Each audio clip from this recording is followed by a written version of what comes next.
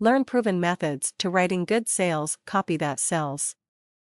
In today's article, I want to talk about the importance of writing good sales copy and how to go about it. A lot of people get this wrong, and if you are serious about earning some extra money online or making it your full-time job, you really need to get this right. It is that important and is one of the reasons many folks fail, because they never get it. All of the best sales letters have one very important thing in common: they tell a story. That's right, tell a story. Everyone loves to read stories they can relate to. Talk about why or how you got started in your particular niche, and people will relate to you, and you will form an instant bond. Look at some of your competition in your niche and read their sales letters or pitches. See if they are telling a story. If you are not using this approach, then you need to. Another thing to keep in mind is to never ever try to bluff your way through.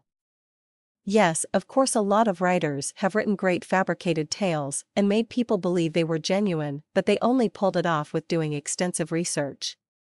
Let's face it, if you were to be asked to write a piece on the exploration of Mars, how much would you be able to write without doing some research?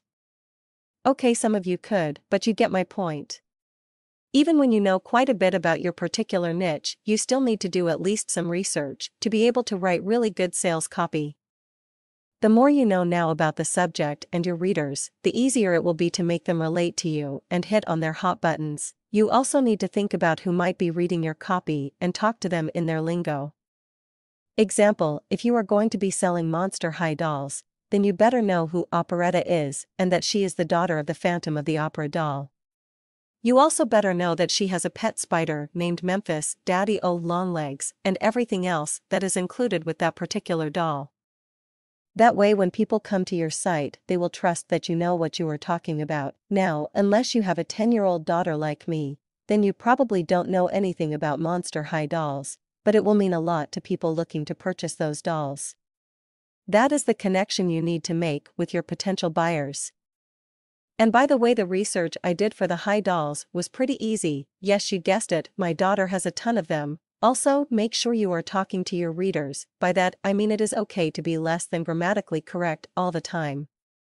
For example, I start some of my sentences with, and I know it's not the proper way to start a sentence, but I'm talking to my peeps. So it is okay on the net to speak the lingo of your potential readers. Although I am sure that our English teachers would not agree, you want to make sure your readers are comfortable with you or your writings.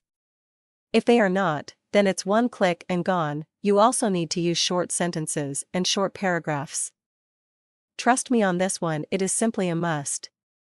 This might not seem important to you, but it is very important. You see, when someone visits a website and sees long paragraphs, their eyes tell the brain, oh boy, this is going to take some work. So what do you think their next move is? You got it, one click and gone. More so than ever these days, people want what? Fast and easy. And that is exactly what you need to give them. That was one of my biggest problems when I first started out.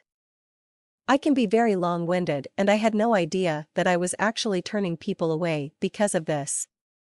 The fact of the matter is that most folks will skim through your sales letter anyhow. In fact, a lot of folks will look at your offer quickly and then scroll all the way down to see how much it is going to set them back to take you up on their offer.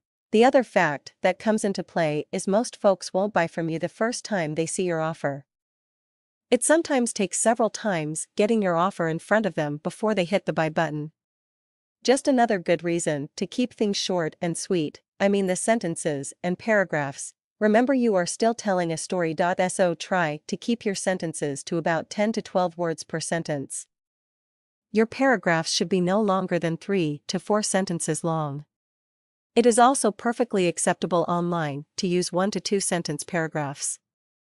Remember, the whole purpose is not to pass an English exam, but rather connect with your readers and potential buyers, and not to turn them off or make them work.